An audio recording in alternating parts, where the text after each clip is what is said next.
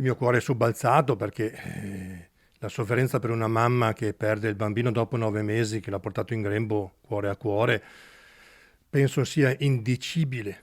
La comunità di Mareno di Piave è ancora attonita per la perdita della neonata morta a poche ore dal parto. I genitori della bimba cercano ancora un perché a poche ore dalla tragedia il cuore di Chloé abbia smesso di battere. A dare una spiegazione ai suoi cari sarà con ogni probabilità l'autopsia che verrà effettuata lunedì prossimo.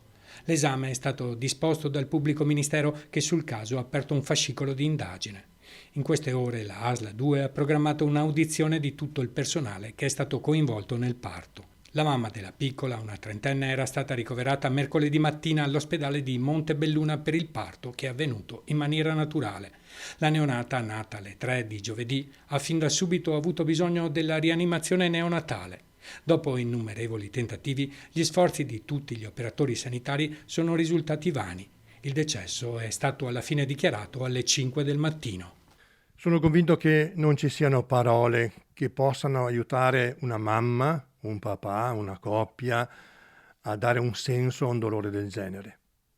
Mi sentirei di esprimere la mia vicinanza nel silenzio, un silenzio che si fa ascolto. Sono convinto che in questi momenti di sofferenza, la preghiera, la fede, siano gli unici strumenti che ci aiutino a prendere un po' fiato per avere un po' di speranza per il futuro.